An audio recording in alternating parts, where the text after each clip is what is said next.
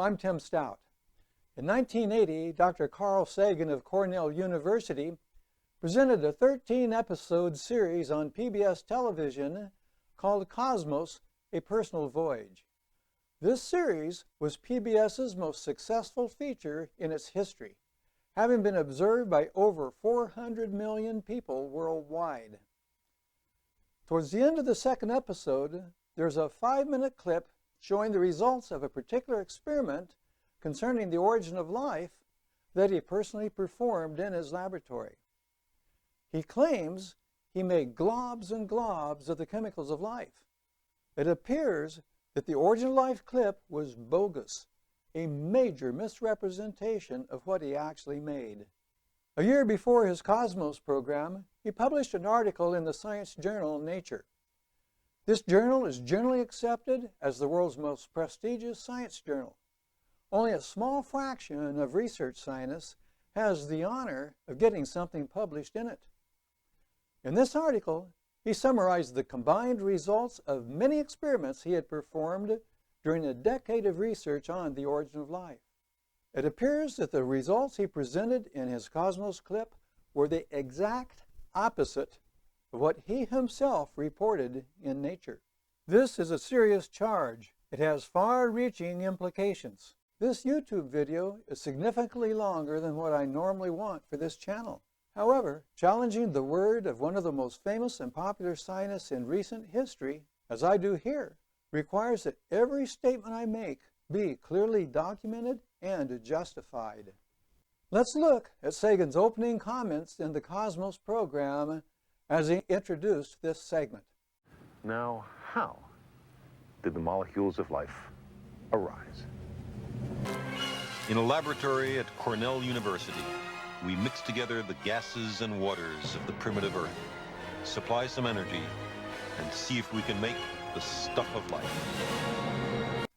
So, did Sagan actually successfully make the stuff of life? Let's look in the Nature article he wrote and let his own words give the answer.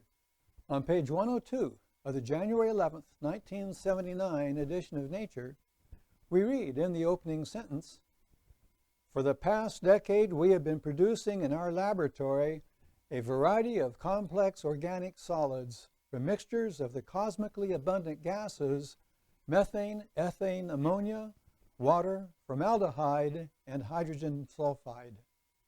He started with common gases, applied various commonly available sources of energy and a large number of related experiments, and formed complex organic solids. Here's the big question. What were these solids? Were they an assortment of molecules usable in an advance towards life? We will see in the Cosmos video that he dramatically claimed this to be the case. But how did he describe them in the Nature article? He says, this product, synthesized by ultraviolet light or spark discharge, is a brown, sometimes sticky residue, which has been called, because of its resistance to conventional analytical chemistry, intractable polymer. Uh-oh, something is seriously wrong here. He describes this product as a sometimes sticky brown residue, an intractable polymer. In other words, it has become so complex and so unreactive that it cannot be analyzed using conventional chemistry. It is effectively inert. It is useless. It does not and cannot do anything or be used in anything.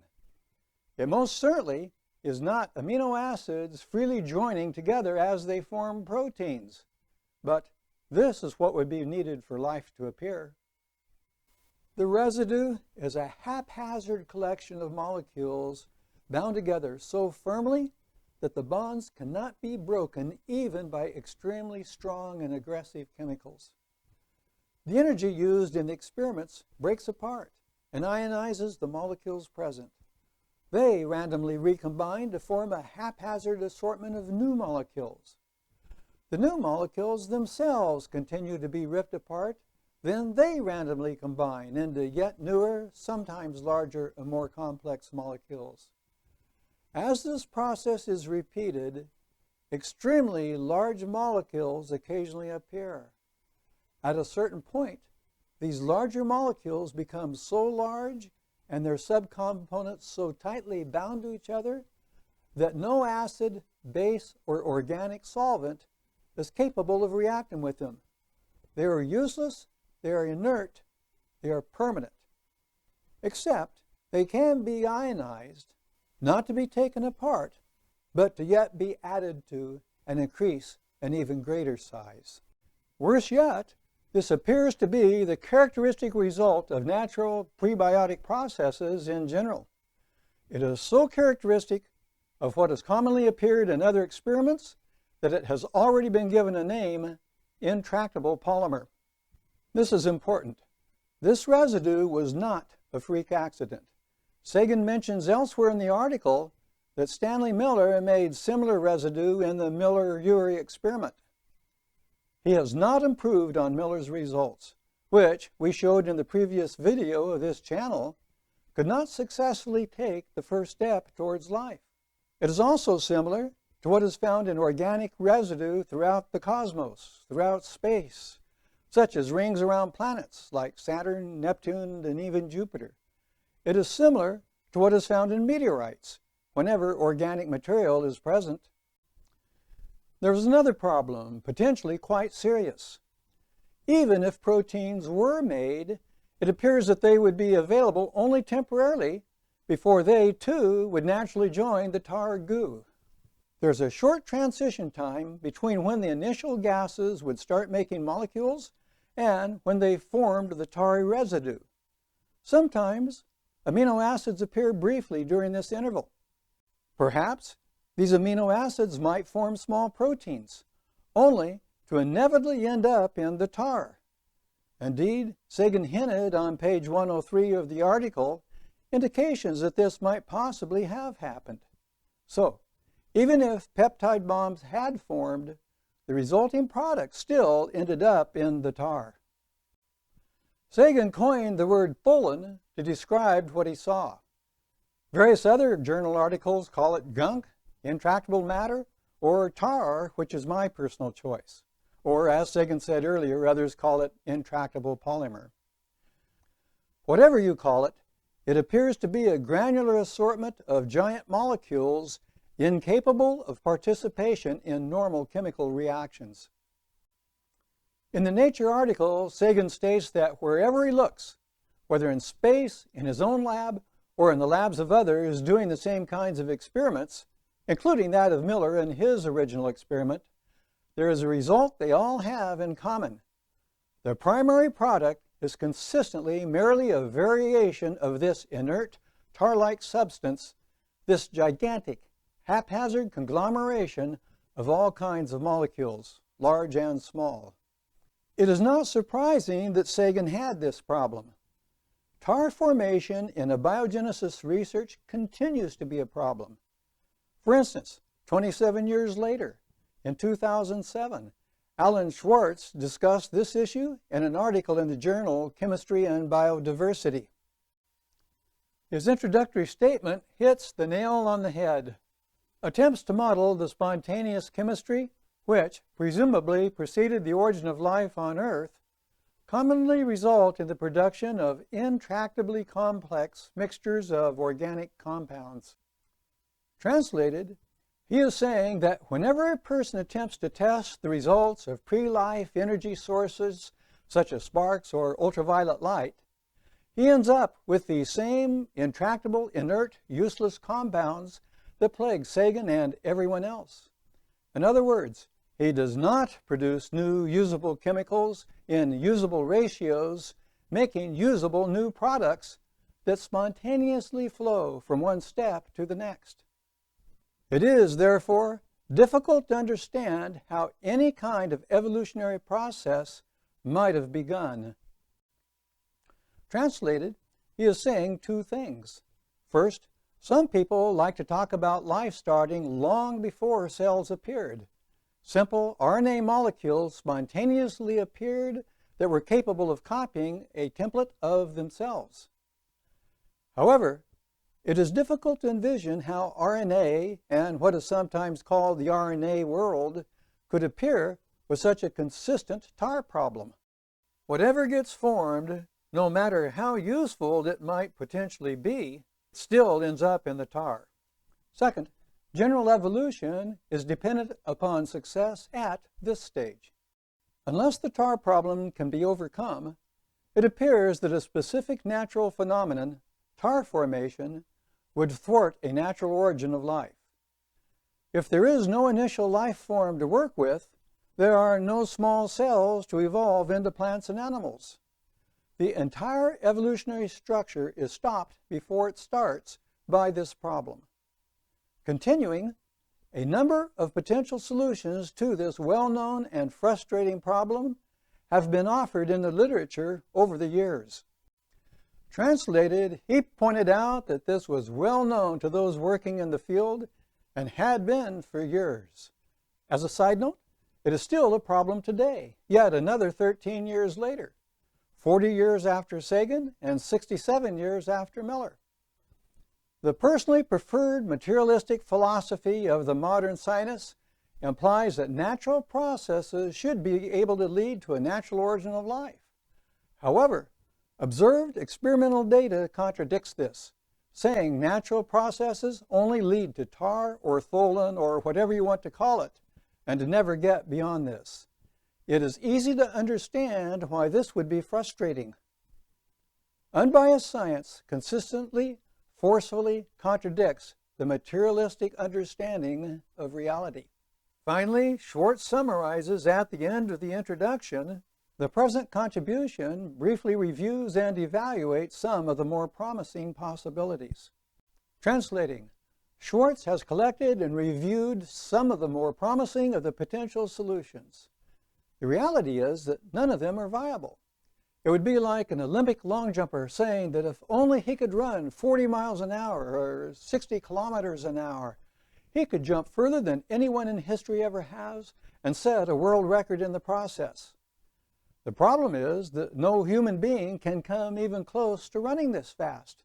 The statement has nothing to do with reality. This appears to be the same situation with potential solutions to the tar problem. They have nothing to do with reality. In his concluding statement, Schwartz says, on the other hand, the solution to the problem is very likely something we have not thought of yet. I would like to suggest that no one has thought of a solution because there is no solution. When you supply disorganized energy to organic material, you get tar. You could repeat this experiment for 15 billion years. There would still be no basis to expect to get anything besides tar.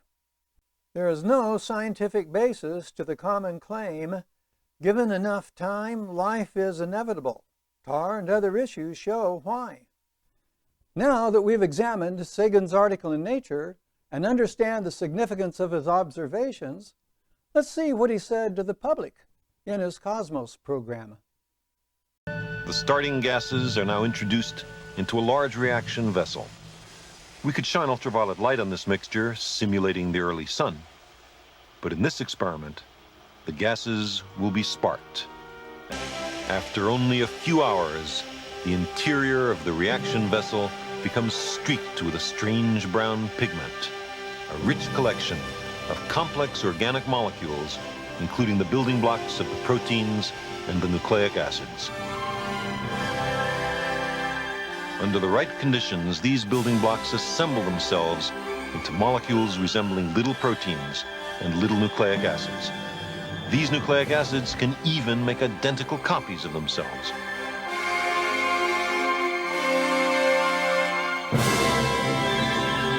In this vessel are the notes of the music of life, although not yet the music itself. Look how easy it is to make great globs of this stuff. The molecules of life fill the cosmos. Did you notice how Sagan's emotional fervor and the background music work together to make his statements dramatic and impressive? He presents a conclusion that is both intellectually satisfying and emotionally stimulating. However, that does not make it correct. Now, let's analyze what we have just heard. After only a few hours, the interior of the reaction vessel becomes streaked with a strange brown pigment, a rich collection of complex organic molecules, including the building blocks of the proteins and the nucleic acids. Yes, it is streaked with a brown residue. However, this was not a rich collection of organic molecules such as the various kinds of amino acids and nucleotides. It was a haphazard, inert, organic goo, just like everyone else in the field had already gotten in their own experiments. What can I say? Sagan's statement here appears to be false. Under the right conditions, these building blocks assemble themselves into molecules resembling little proteins and little nucleic acids. It's hard for me to believe that I just heard Sagan say these words with his own lips when it was his own words in the prestigious journal Nature that claimed the exact opposite. Yes, he wanted his experiment to do these things. He dedicated over a decade of his life in an attempt to get them to do it. In his heart, he was probably hoping for the proverbial magic bullet that would give him the breakthrough he thought was just around the corner. But this never came, and to this day, it still hasn't. There is a big difference between a person getting his desired results and claiming he did when he did not. These nucleic acids can even make identical copies of themselves. No, no, no. It takes about 200 nucleotides to make a molecule of RNA which can copy an RNA template with any accuracy. The copying process is so slow and RNA falls apart so rapidly that an RNA molecule breaks into pieces before it can copy a template to make itself. Even today, this is a major problem among many others that keeps anyone from demonstrating successful RNA self-replication. Obviously, if we today still cannot get RNA to make exact copies of itself, Sagan certainly did not actually do this 40 years ago. This statement is completely bogus. So why does he so dramatically state to the public that he successfully formed them? In this vessel are the notes of the music of life, although not yet the music itself.